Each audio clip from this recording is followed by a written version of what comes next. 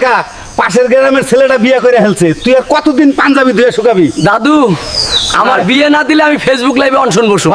ভাই আইডিয়াটা কিন্তু খারাপ না, আগে ঘটক ধর। মাইয়া আছে সব ঠিক, শুধু একটা সমস্যা। কি সমস্যা? গরিব নাকি? না, মাইয়া খুব সাহসী, জামাইরে ভয় দেখায়। ভয়? আমি তো নিজেই ভয় পাই। টাকা নে, 1 মাসের মধ্যে বিয়ে দে। চিন্তা নাই, মাইয়েরা যদি জিজ্ঞেস করে জামাই কি কাজ করে, বলবা জামাই 10 জনের কাজ একলাই করে। এই নিন দুধ খেয়ে নিন। এই, গ্লাসে হবে না, ড্রামে করে দুধ আইনে দেন। এই নিন আজকের দুধটা স্পেশাল। আমি উঠতাছি। ভাই হালকা কই? বর পালাইছে। এই জীবনে আমার নাতির কপালে আর বিয়া নাই। ডাক্তার সাহেব দেখেন না, কাল রাতে আমার শরীর একদম ঠিক ছিল, সকালে উঠে দেখি পুরো শরীর বিকৃত হয়ে গেছে। ডাক্তার সাহেব আমাকে বাঁচান প্লিজ। হাল্ক, তোমার শরীরের ভেতরের কেমিক্যাল ব্যালেন্স পুরো নষ্ট হয়ে গেছে, এটা আর সহজে ঠিক করা সম্ভব না। ডাক্তার সাহেব আপনি এসব কি বলছেন? আমি কি করব রে? গ্রামবাসীরা যদি আমার এই অবস্থা দেখে ফেলে, সবাই আমাকে নিয়ে হাসাহাসি করবে। ওই এনার্জি ড্রিঙ্কটা কাল রাতে ওটাই খেয়েছিলাম,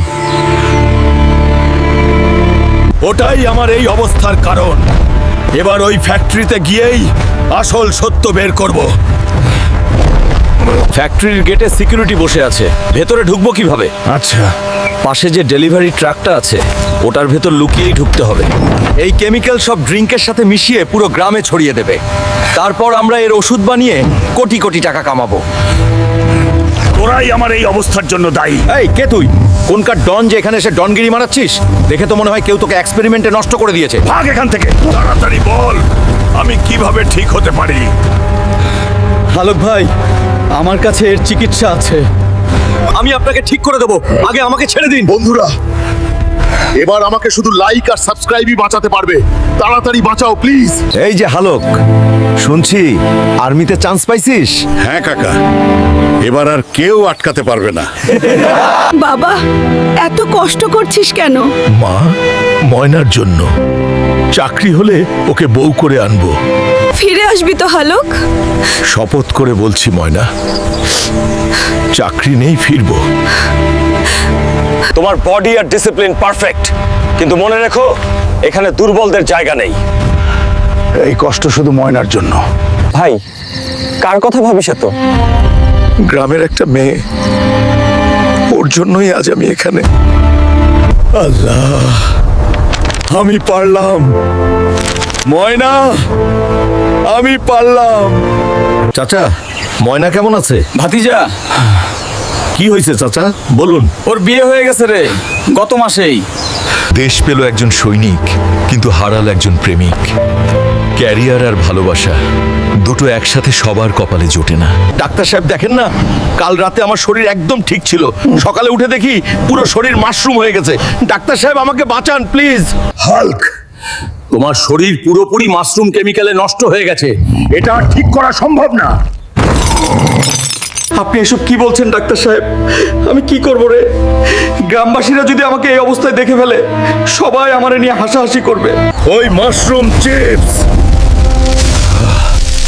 ওটাই খেয়েই আমার এই অবস্থা হয়েছে। এবার এই ফ্যাক্টরিতে গিয়েই আসল সত্য বের করব। কিন্তু গেটে সিকিউরিটি বসে আছে, ভেতরে ঢুকবো কিভাবে? আচ্ছা, পাশে যে ডেলিভারি ট্রাকটা আছে ওটার ভেতর লুকিয়েই ঢুকতে হবে। এই কেমিক্যাল সব চিপসের সাথে মিশিয়ে পুরো গ্রামে ছড়িয়ে দেবে, তারপর আমরা এর ওষুধ বানিয়ে কোটি কোটি টাকা কামাবো। তোরাই আমার এই অবস্থার জন্য দায়ী। এই কে রে তুই? কোনকার ডন যে এখানে এসে ডনগিরি মারাচ্ছিস? দেখলে তো মনে হয় কেউ তোকে বডিতে মিউট দিয়ে দিয়েছে। ভাগ এখান থেকে। এক তো আমার এই অবস্থা, তার উপর আবার গালাগালি। তাড়াতাড়ি বল আমি কিভাবে ঠিক হতে পারি। হালক ভাই, আমার কাছে এর চিকিৎসা আছে, আমি আপনাকে ঠিক করে দেব, আগে আমাকে ছেড়ে দিন। বন্ধুরা, এবার তোকে শুধু লাইক আর সাবস্ক্রাইবই বাঁচাতে পারবে। আমাকে তাড়াতাড়ি বাঁচাও প্লিজ।